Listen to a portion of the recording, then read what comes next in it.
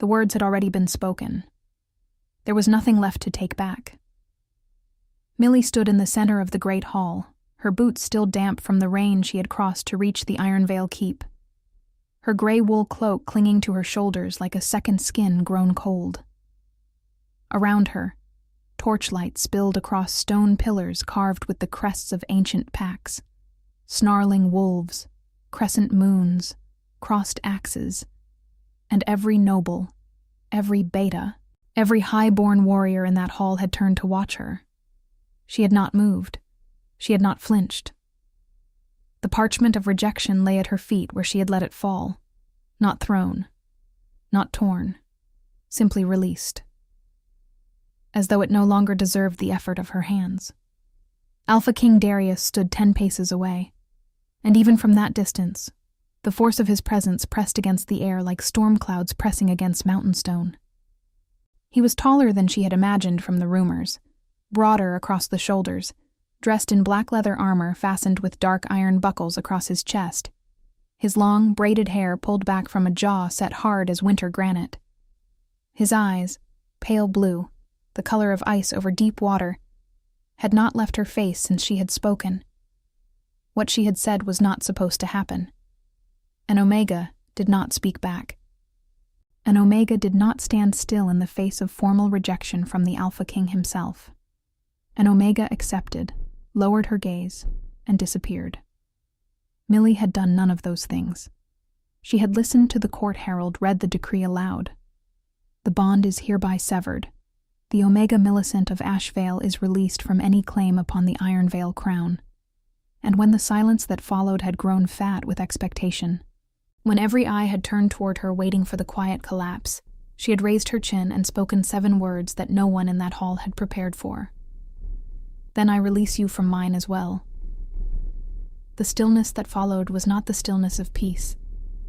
It was the stillness of a held breath before lightning.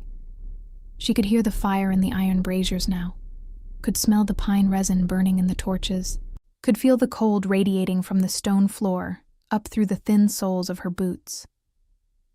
The hall smelled of old wood and candle smoke, and the faint iron tang of armor worn by men who had never once questioned their place in a room. She had questioned hers every single day. Millie was 23 years old, fair-haired, slight in the way Omegas were often dismissed as slight, as though a smaller frame announced a smaller will. Her honey-blonde braid fell over one shoulder, and her cloak was the gray of common wool, not the embroidered velvet of court ladies. She had no title, no pack of standing. Her mother had died when she was 12. Her father had surrendered her name to a debt before she was grown. And the mate bond that had once flickered between her and the Alpha King across the distance of a claiming moon had never been formally acknowledged. Not by him. Not publicly. Until today, when he had chosen to end even that invisible thread with a court decree and the seal of the Ironveil crown pressed in black wax. She had received the messenger at dawn. She had ridden 4 hours through autumn rain on a borrowed mare to stand in this hall. She had not come to beg. She had not come to weep. She had come because she deserved to be looked at when it happened. Darius had not expected that. She could see it in the way his hand, broad, scarred at the knuckles, resting now at his side, had tightened almost imperceptibly when she spoke. The court beta to his left, a lean man named Sir Aldrich, with a sharp face and sharper loyalties, had leaned toward the king and murmured something she could not hear. 2 of the king's guard had shifted, iron spear hafts scraping stone. No one spoke. No one moved to escort her out. Because Darius had raised one hand, a single wordless gesture, and everything had stopped. He was looking at her the way a man looks at a fire he thought he had put out, only to find it burning still in the dark. Millie held his gaze. Her heart was hammering against her ribs hard enough that she could feel it in her throat, but her face was still. She had practiced stillness the way other women practiced embroidery. As a survival skill, not an art form. You will feel everything, her mother had once told her, pressing 2 fingers gently to Millie's chest. But you will choose what they see, She chose nothing now. Only steadiness. Darius descended one step from the dais. One. The movement was deliberate, controlled, and it sent a ripple of tension through the nearest courtiers, as though the king had drawn a blade. "You were given the decree this morning," he said. His voice was low, even, and somehow it filled the hall without effort, the way wind fills a valley, not by trying, but simply by being large enough. "You had until sunset to remain in Asheville." "I received the decree this morning," Millie said. "I chose to come. No one summoned you. No, I summoned myself." Something shifted in the pale blue of his eyes. Not anger. She had expected anger, had braced herself for it. This was something else. Something she did not yet have a name for. Sir Aldrich stepped forward, his dark court robes sweeping the stone floor. "My king, the Omega oversteps. She has received the formal severance. Under Ironveil law, she has no standing in this hall. She may be escorted. She stays." 2 words. Aldrich's mouth closed. Millie did not allow herself to exhale visibly. She only watched as Darius descended the 2nd step, and then the 3rd, until he stood on the same level as the court floor. Until there were only 7 paces of cold stone between them, and she could see the fine detail of the iron buckles at his chest, the faint silver threading in the black fur across his shoulders, the pale scar that curved along his jaw beneath the short dark beard. He was watching her with that unreadable expression, guarded, severe, something banked and controlled behind the ice of his gaze. "Why did you come?" he asked. Millie let a breath go. Quietly. "Because a decree read in an empty room to a messenger who delivers it to an absent woman is not an ending," she said. "It is an erasure, and I will not be erased." The silence that followed was different from the one before. It had texture to it, weight. Somewhere near the back of the hall, a torch guttered in a draught from a high window, and the shadows jumped across the carved stone faces of ancient wolf kings watching from the walls. Darius said nothing. He only looked at her, long and still and searching. And for the first time since she had entered the hall, Millie felt the mate bond that was supposedly severed do something it had no right to do in that moment.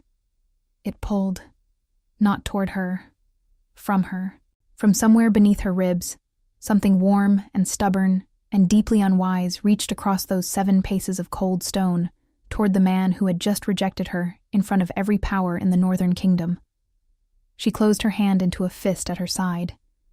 And then Sir Aldrich spoke again, and what he said made the warmth go cold in an instant. "My king, the Lady Seraphine arrives within the hour." The name landed in the hall like a stone dropped into still water, and Millie watched something happen to Darius's face that she could not read. A shadow, swift and private, there and gone before the court could catch it.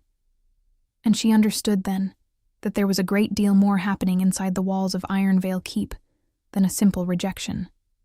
The Lady Seraphine arrived not within the hour, but within the quarter, as though she had been waiting just beyond the keep's great doors for precisely the right moment to enter.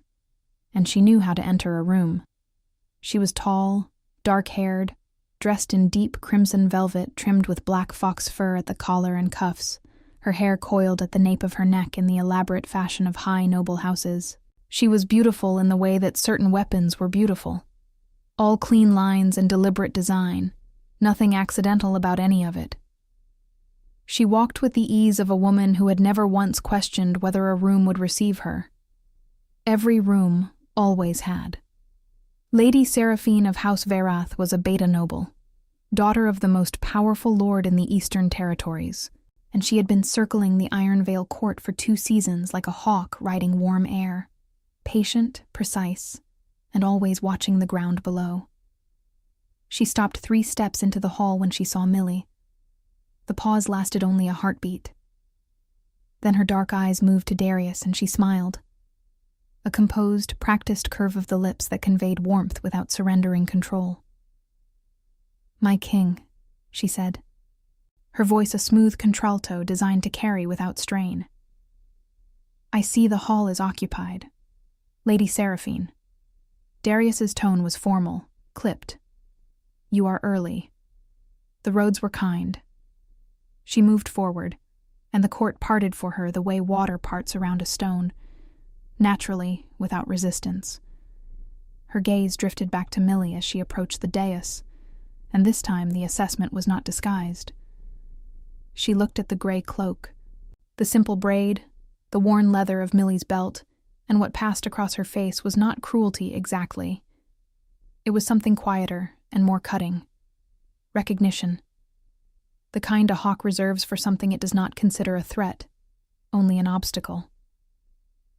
"The Omega from Ashvale," Seraphine said pleasantly. "I had heard the severance decree was issued this morning." "It was," Millie said. "Then I imagine you have a long road home ahead of you." Still pleasant, still precise. Safe travels. The dismissal was elegant. Millie could acknowledge that much. She did not move.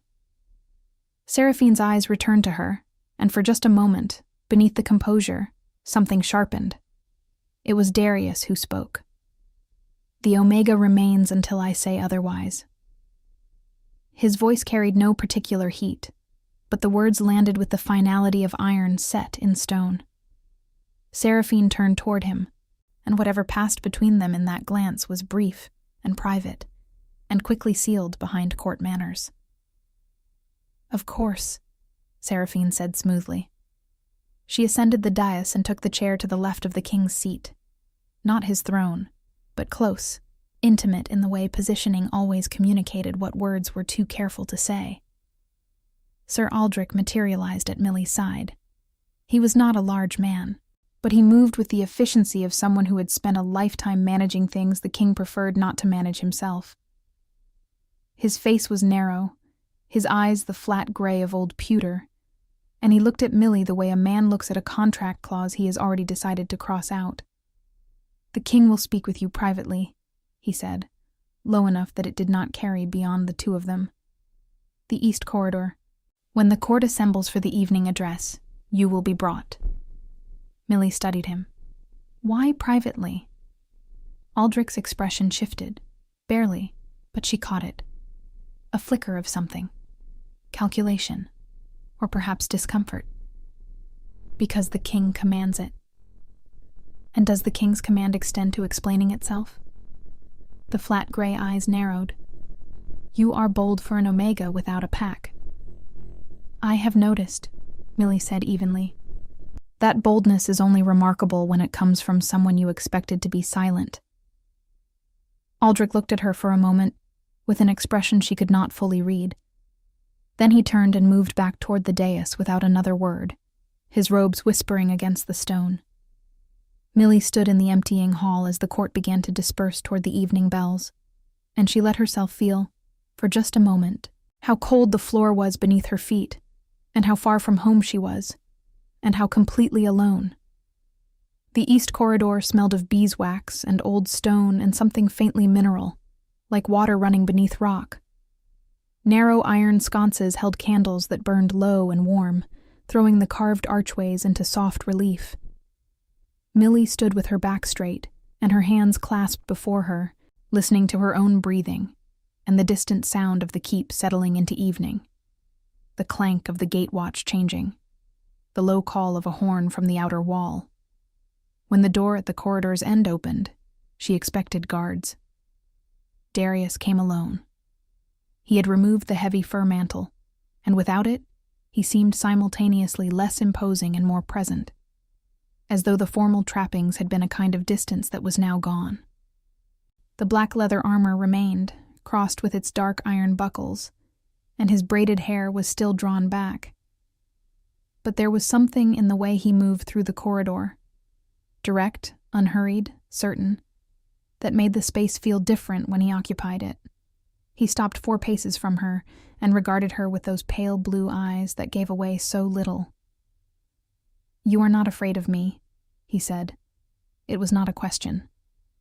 "I have been afraid of things that could not see me," Millie answered. "You are looking directly at me." That is different. A line appeared briefly between his brows. Not anger, she thought. More like someone encountering a passage in a text they had expected to be simple and finding it was not. You understand what the severance means, he said, legally, formally. I understand it completely. And you came anyway. I came anyway. He was quiet for a moment. The candle nearest to him threw warm light across the scar along his jaw, and up close she could see it more clearly now. It curved from just below his left ear to the edge of his chin, old enough to have faded to silver, long-healed. She did not ask about it. Some things a person carried were not for strangers to name. The decree was not issued lightly, he said at last. His voice, stripped of the hall's formal acoustics, was different. Still even, still controlled, but there was a texture to it now, something rougher beneath the surface. There are reasons that... He stopped, began again. The court requires stability. A formal bond with an omega of no standing, no pack, no political weight. It creates vulnerabilities I cannot afford.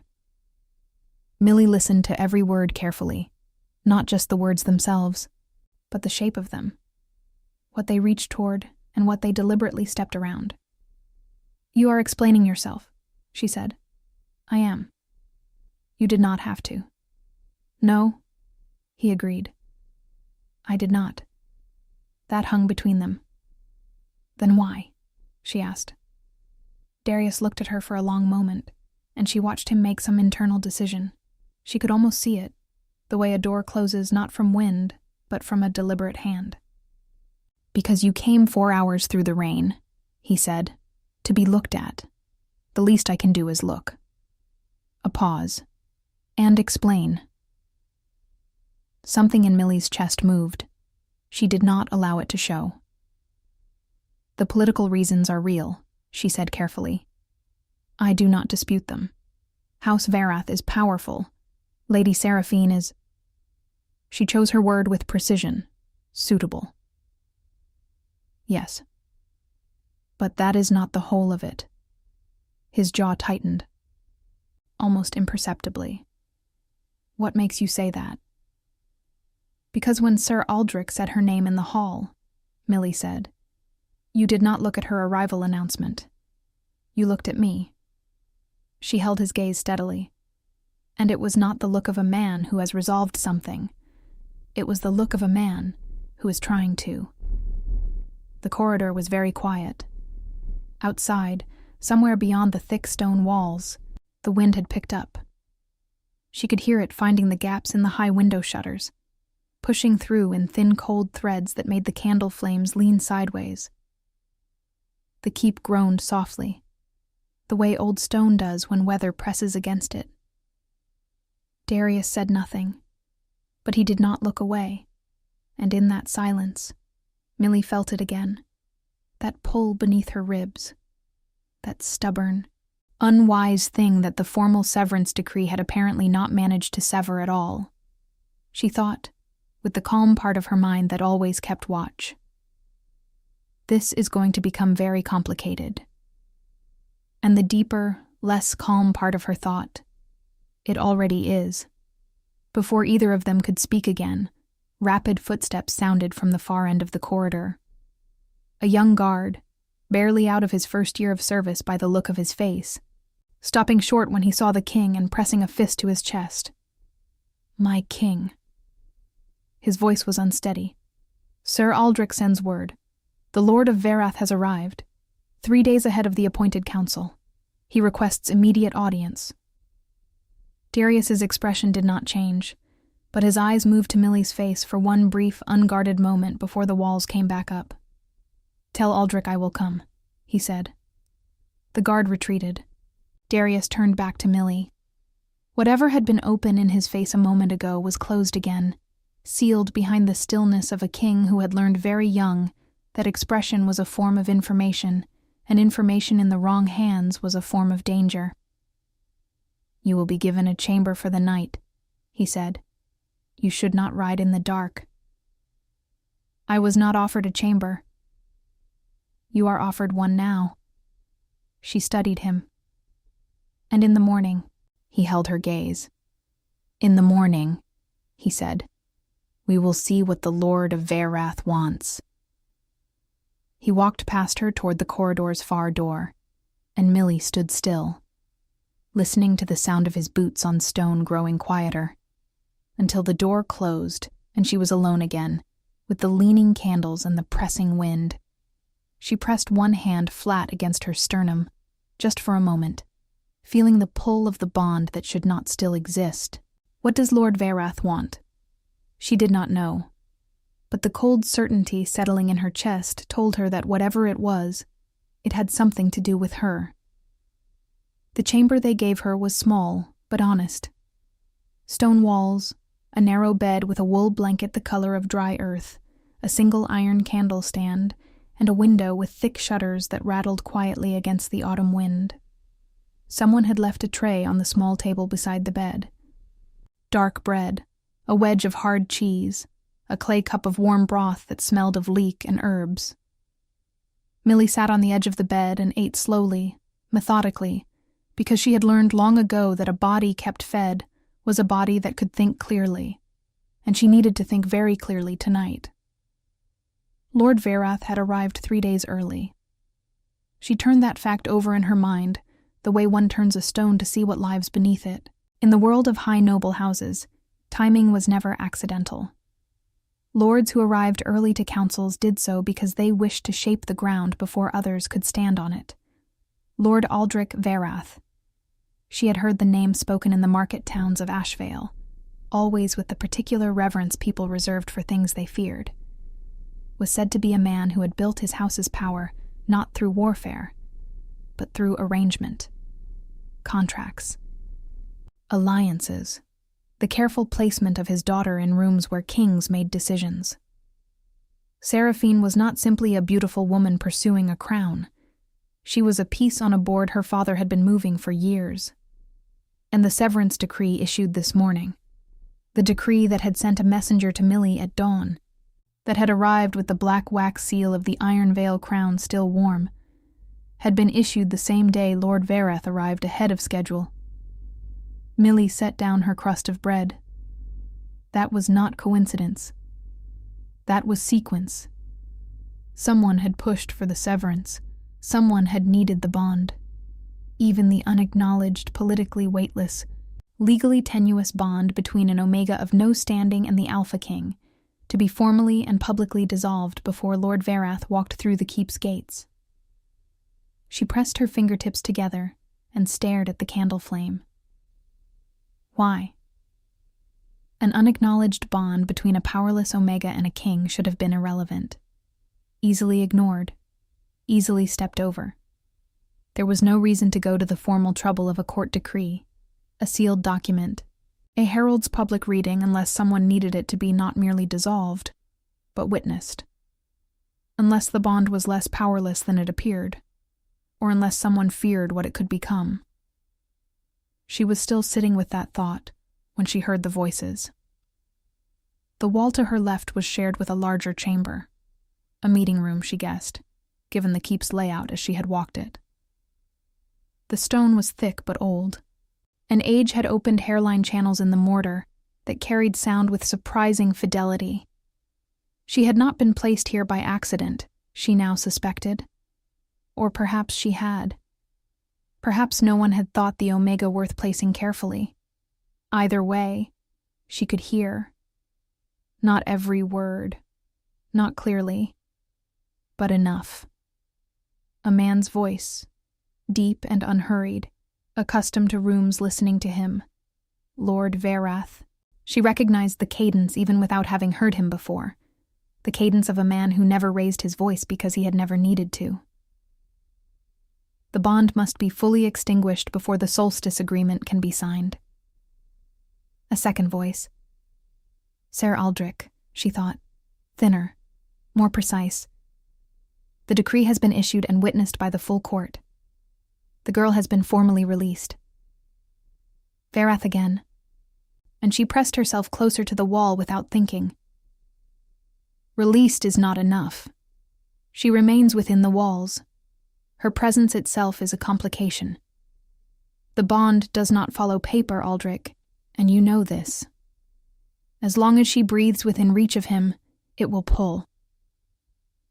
The wind rose outside and swallowed the next exchange. Millie pressed her palm flat against the cold stone, willing the air to still. The Ironveil succession cannot be secured through Seraphine while the Omega persists as a variable. Then silence. Then Vaerath's voice again, lower now. And this piece came through with terrible clarity. See that she leaves by dawn. Quietly. If she will not go quietly, be creative. Millie stepped back from the wall.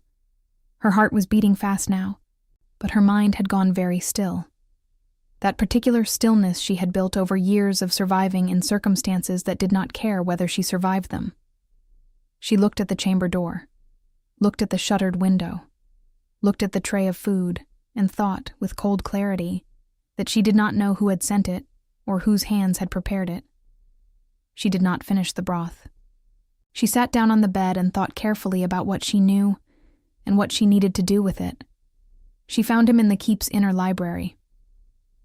It was past the second night bell, and the corridors were hushed, the torches burned low. The guards posted at the main passages too accustomed to stillness to look carefully at a slight figure in a gray cloak, moving quietly through the shadows along the wall. She had spent enough years being overlooked to understand how to use it. The library was a long room with shelves rising to a vaulted ceiling, heavy with the smell of aged parchment, leather bindings, and the particular dry dust of knowledge left undisturbed.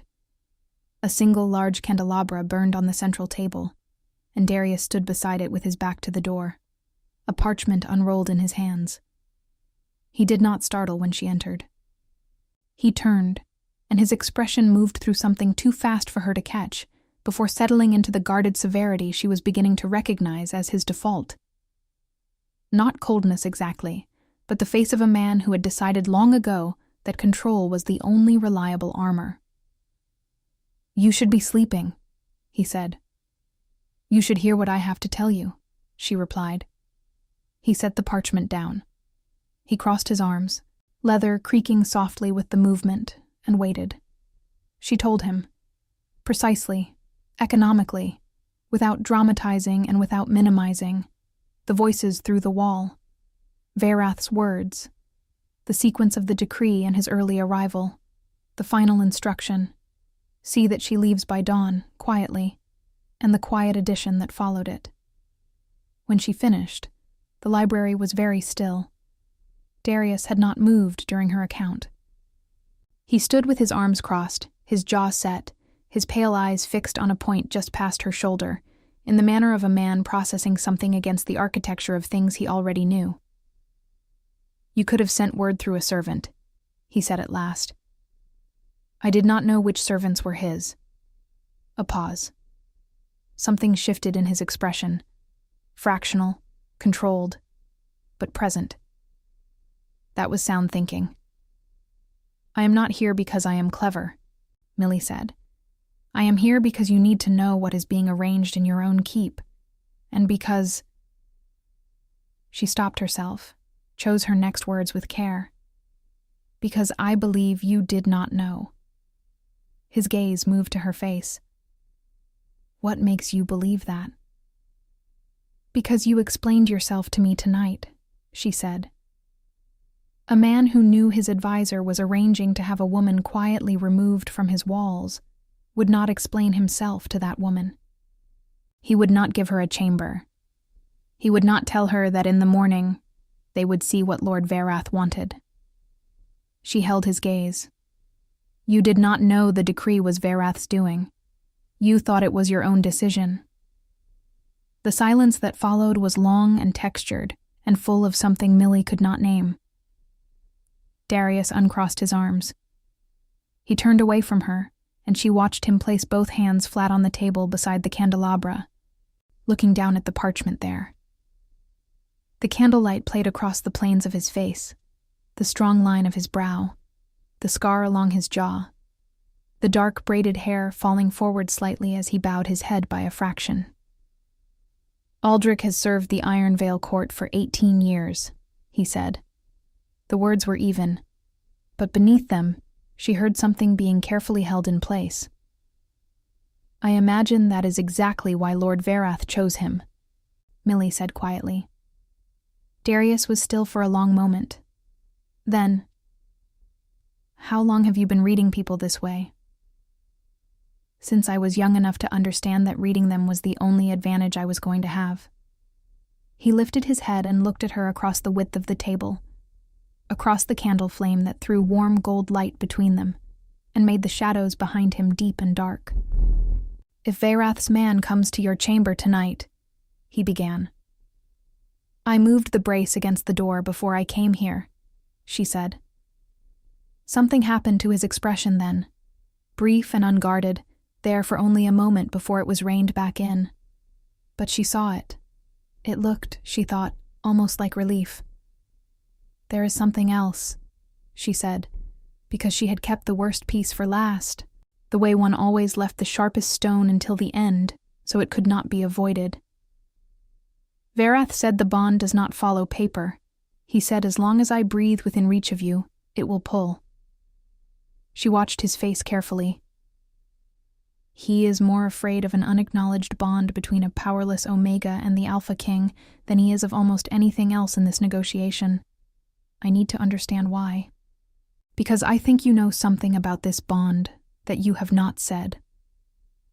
The candle flame leaned sideways in a current of air from some unseen gap in the library's ancient walls. Darius looked at her across the table with those pale, guarded, searching eyes. And this time, he did not look away. "Sit down, Millie," he said quietly. "There are things about the Ironveil bloodline I should have told you a long time ago."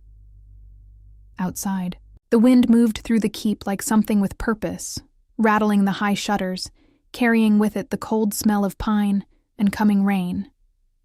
And somewhere deeper in the keep, below the sound of the wind, the faintest echo of footsteps moved toward the east corridor, toward the chamber where a gray cloak and a shifted brace and an untouched cup of broth waited in the dark.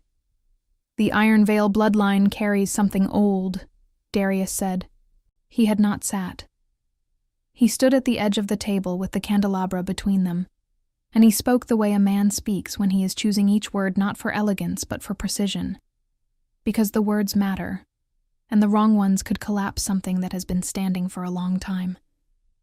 3 generations back, the Ironveil King made a binding with the old wolf spirits of the northern forests. Not a pact of war or territory. A binding of purpose. He paused. The bloodline was consecrated to a single principle, that the Alpha King of Ironveil would be granted strength beyond ordinary measure, dominion over the northern packs, and a reign that could not be broken by force alone. In exchange, the binding demanded something in return. Millie watched him. What did it demand? A true mate bond. His jaw tightened almost imperceptibly. Not a political arrangement. Not a contracted alliance. A bond recognized by the old blood itself. Chosen, not assigned. The binding specified that the power of the Ironveil line would pass intact only through a union the blood itself confirmed.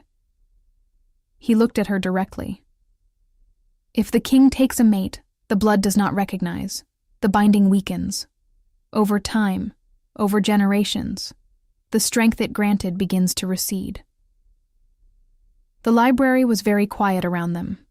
Millie processed this with the careful, methodical part of her mind that she trusted precisely because it did not rush. "And the blood recognizes the bond between us. It has since the claiming moon 2 years ago," Darius said. "I felt it the moment it formed. I knew what it was." A pause. "I also knew what it meant for every political arrangement I had spent 4 years building." "So you ignored it." "I managed it," he said, and the distinction in his voice was not defensive. It was the distinction of a man who had genuinely believed those 2 things were the same, and was perhaps, only now, beginning to question that belief. Millie folded her hands in her lap. The candle flame was steady now, the draft gone, the library sealed in its own warm hush. "And Vaerath knows," she said. "Not the full history, perhaps, but enough. He knows the bloodline binding exists. He knows a true mate. Bond complicates his daughter's position not merely politically, but fundamentally. Because a union the old blood does not recognize would, over time, cost you the very power that makes the Ironveil crown worth having." "He is a thorough man," Darius said. It was not admiration. It was the acknowledgement one gave to a dangerous thing. "He is moving to eliminate the complication before the solstice agreement is signed," Millie said. "Because once that agreement is witnessed and sealed, Seraphine's position becomes formal, and the question of the bond becomes harder to raise without destabilizing the alliance he has spent years constructing." She looked at him steadily. "Tonight is the window. After tonight, it becomes politically costly to listen to an Omega with no standing." "After tonight," Darius said quietly, "you would already be gone." The word gone sat between them with weight that neither of them addressed directly, but both of them felt. Millie rose from the chair. Not from agitation. She moved deliberately, the way she did everything, because deliberate movement was the only kind she permitted herself when the stakes were high. She walked to the shelves nearest the window and looked at the rows of leather-bound volumes without really seeing them, giving herself a moment to think. "What I do not yet understand," she said, "is Sir Aldrich." She turned back to face him. 18 years of service. Why does a man like that betray a king he has served that long? Darius was quiet for a moment. She watched something move across his face. Not surprise, she thought. More like the expression of a man who has been carrying a suspicion and is only now granting himself permission to speak it aloud. "His youngest son," Darius said. "He serves as a levy rider in the Eastern Pass, Vaerath's territory." He paused. "I had not connected it until this moment." "A son in Vaerath's territory," Millie said softly. "That is not leverage. That is a leash." The pale blue eyes met hers, and in them she saw something she had not expected from a man who wore control the way others wore armor. She saw the particular exhaustion of someone who had trusted the wrong people not from stupidity but from loyalty, and was now reckoning with what that had cost. "I need to know who else in this keep serves two masters," he said. "You need someone Vaerath has no reason to have cultivated," Millie said. "Someone with no family in his territory, no debt to his house, no ambition he could promise to serve." She held his gaze. Someone he dismissed entirely because they had no standing worth purchasing. The realization settled between them without fanfare. Darius looked at her, long, steady, assessing not with suspicion now, but with the focused attention of a man recalculating something important. "You are asking me to trust an Omega I formally rejected this morning in front of my entire court," he said. "I am observing," Millie said carefully, "that I am currently the only person in this keep whose loyalty Vaerath has made no effort to secure. You may do with that observation what you will." A long beat of silence. Then Darius moved, not toward the door, but toward the far corner of the library, where a section of shelving stood slightly proud of the wall. He pressed 2 fingers against a specific point in the wood, and a portion of the shelf swung inward on a hidden hinge, releasing a breath of cool air and darkness from the passage beyond. "There is a guard," he said, "who has served the Ironveil Gatewatch for 11 years. He is from the far north. No family in any territory Vaerath controls, no debt, no ambition beyond the wall he stands on. His name is Brennan." He turned to look at her. "I need him reached without going through Aldrich's channels." Millie looked at the dark passage, looked back at him. "Tell me how to find him," she said. The passage was narrow and cold, the stone floor uneven underfoot. The walls close enough that she could feel the chill radiating from both sides simultaneously. Millie moved through it with one hand trailing the left wall, counting steps the way Darius had instructed. 40, then a turn, then 30 more, then a door with an iron ring handle that would open into the base of the north watchtower. She counted. The passage smelled of damp stone and old torch smoke, and something faintly mineral, like underground water. Somewhere ahead, a draft moved toward her carrying the cold of the open night, and she followed it the way one follows a thread through darkness. 40 steps. The turn. 30 more. The door. She pushed it open and the night came in, cold and immediate, carrying the smell of pine resin and coming rain and the distant wood smoke of the outer settlement beyond the keep walls. She was at the base of the watchtower, in a narrow space between the inner and outer walls, the sky above her a dark strip between battlements with the first suggestion of clouds, moving across what remained of the moon. A man sat on an upturned barrel near the tower's base, a short pipe unlit in his hand, staring at nothing in particular with the expression of a man comfortable with silence. He was older, past 50 she estimated, broad through the shoulders, in the way of men who have spent decades in armor. His gray hair cut close, his face weathered to the texture of old oak. He looked at her without alarm, without surprise. "You are the Omega from Ashvale," he said. "I am. Thought you might come through there eventually." He nodded at the passage door. King only sends people through the tower passage when he cannot use the main corridors. He did not ask why. He did not ask what she needed. He simply waited, with the patience of a man who had stood watch long enough to know that information arrives in its own time.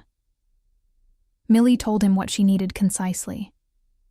She watched his face as she spoke. No flicker of misgiving, no calculation, no fear.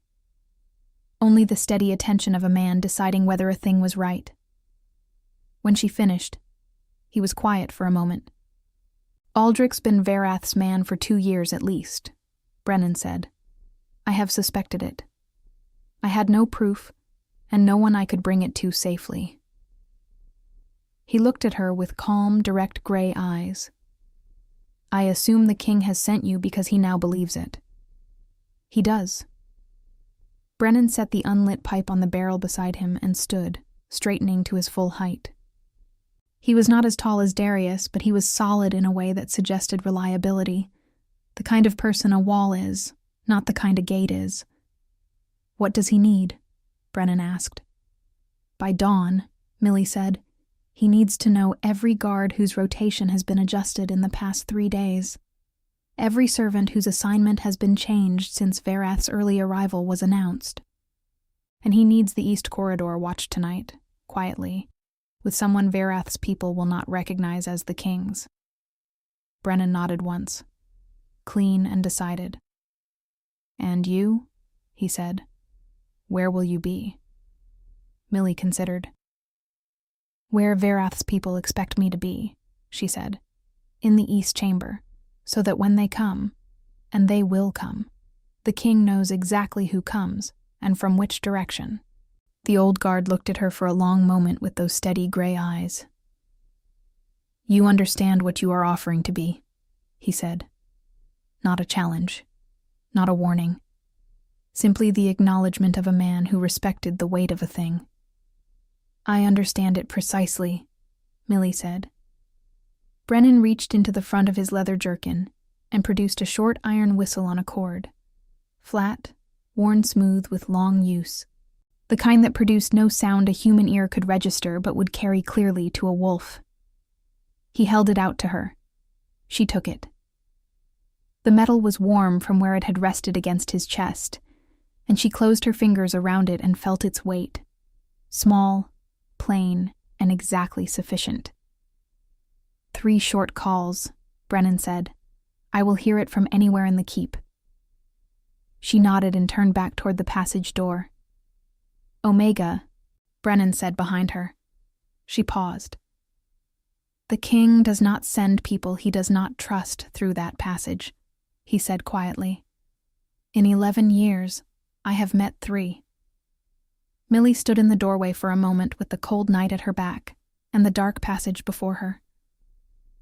Then she stepped inside and pulled the door closed behind her and began to count her way back through the dark. She was back in the east chamber before the third night bell. The brace was still against the door, undisturbed. The candle had burned lower, the flame steady in the sealed air, throwing a warm circle of light across the stone floor and the untouched cup of broth on the table.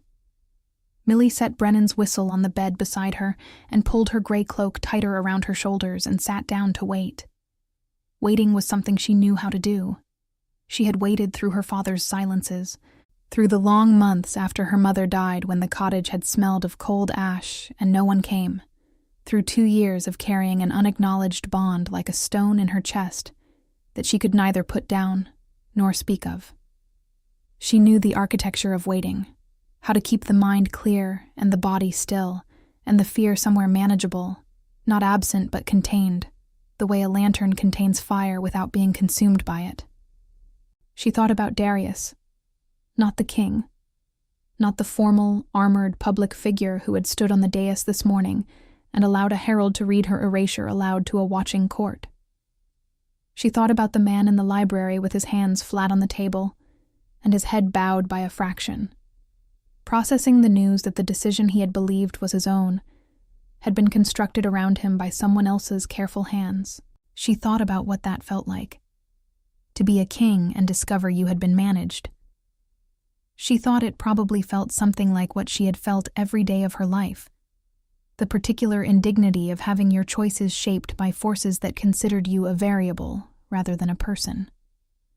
Perhaps that was the thing Vaerath had not accounted for, that the Alpha King and the powerless Omega might, between them, share a specific and formative understanding of what it meant to be underestimated. The candle flame leaned. Millie's hand moved to the whistle before her mind had fully registered the sound, a sound that was barely a sound, the softest possible scrape of metal against metal from the direction of the door, the specific sound of someone testing a latch with extreme care. She did not move. She did not call out. She sat completely still and counted. 1, 2, 3. The scrape again, more deliberate now. And then, very faintly, the sound of the brace resisting, a low creak of wood against wood. She raised the whistle to her lips and blew 3 short calls.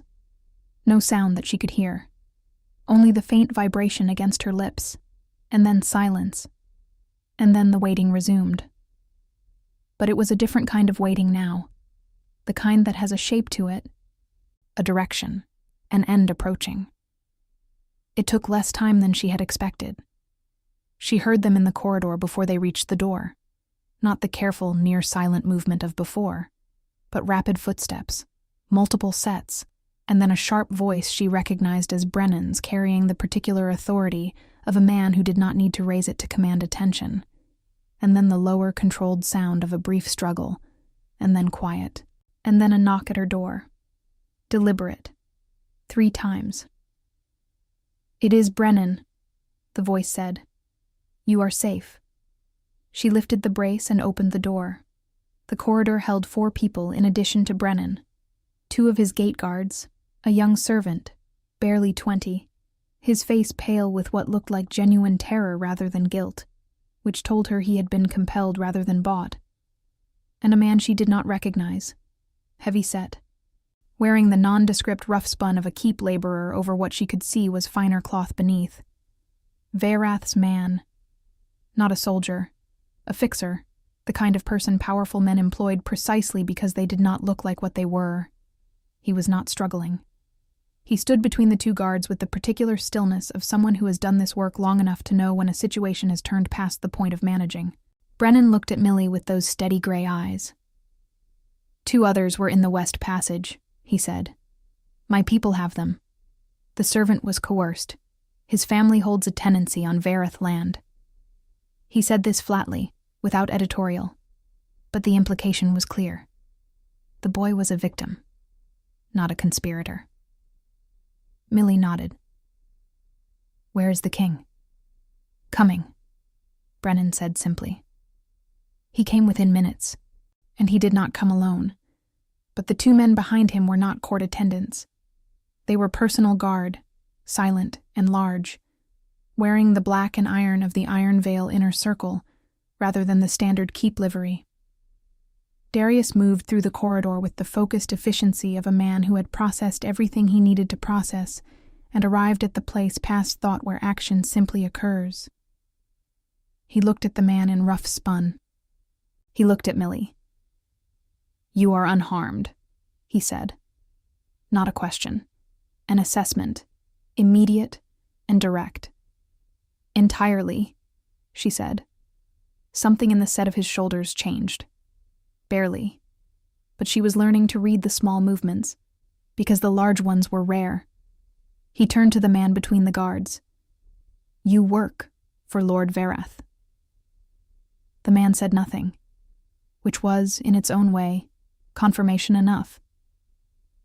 "Take him to the lower holding room," Darius said to the guards. "With the others." He looked at the pale young servant. "Take the boy to the kitchen keep.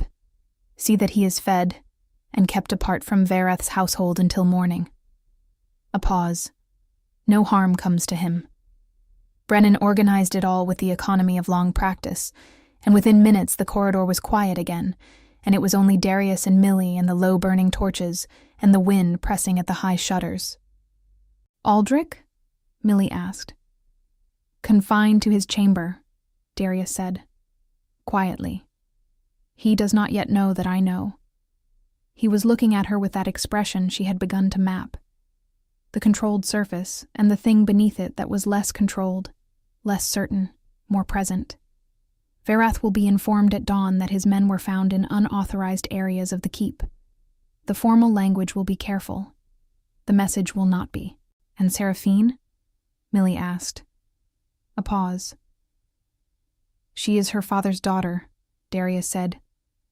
"But I do not believe she ordered this. Vaerath does not share strategy with pieces he is moving, even willing ones." He looked down the corridor toward the east window where the shutters were beginning to pale at their edges. The first suggestion of dawn, still gray and thin, but present. "That does not make her innocent of what her house is." "No," Millie agreed. "It does not." They stood in the corridor together in the gathering pale of early morning, and Millie felt the exhaustion of the long night begin to settle into her bones. Not debilitating, but real, the way cold becomes real when you finally step inside and your body acknowledges what it has been resisting. "You used yourself as the point of exposure," Darius said. His voice was even, but there was something working beneath it. "You placed yourself in that chamber, knowing they would come." "It was the most efficient approach," Millie said. "It was a significant risk." "It was a calculated one." He looked at her, long and direct, and this time he did not seal whatever was in his face as quickly as he usually did. She saw it.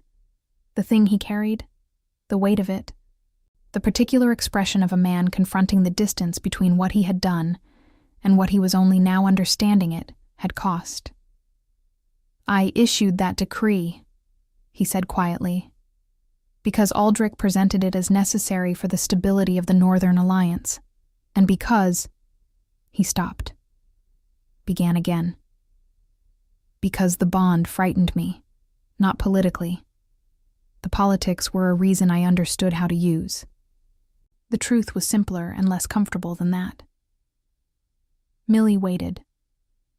"A bond I did not choose," he said. "A connection that arrived without my consent, and asked things of me I had not prepared to give. I have ruled this kingdom for 9 years. I learned very young that attachment is a vulnerability, and vulnerability in a king is an invitation." He held her gaze steadily. "I told myself the decree was strategy. It was also fear." The corridor was very still. Millie looked at him, this large, armored, guarded man with the scar along his jaw and the braided black hair and the pale eyes that hid so much and had just in the thin gray light of early morning chosen to hide a little less. "I know what it is," she said quietly. To manage fear, by calling it something more acceptable. A breath. His. The bond still holds, he said, despite the decree. Despite everything.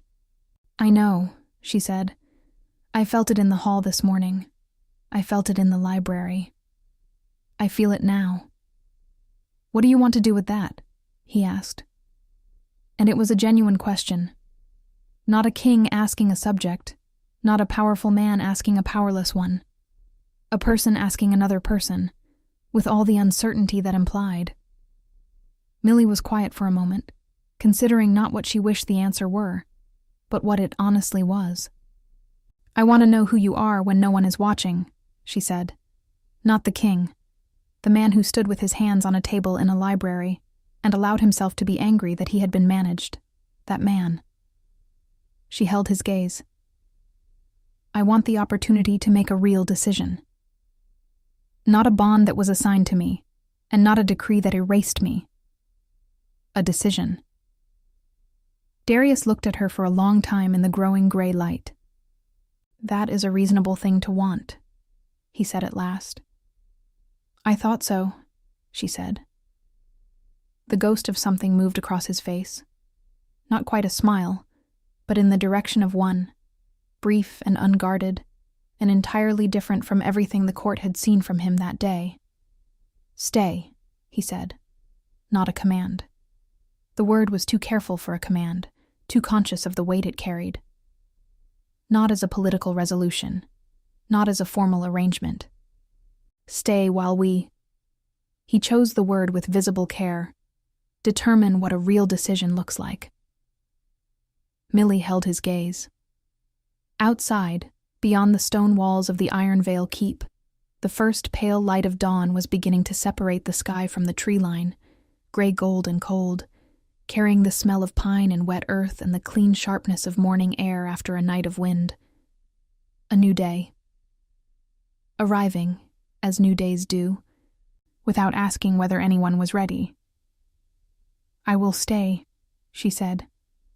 And somewhere beneath her ribs, the bond that no decree had managed to sever settled into something that felt, for the first time, less like a weight and more like a beginning. But in the chamber at the corridor's far end, behind a closed door where a candle had burned through the night, Lord Vaerath sat in silence with the particular stillness of a man who had not yet played every card he held, and dawn had not yet fully broken.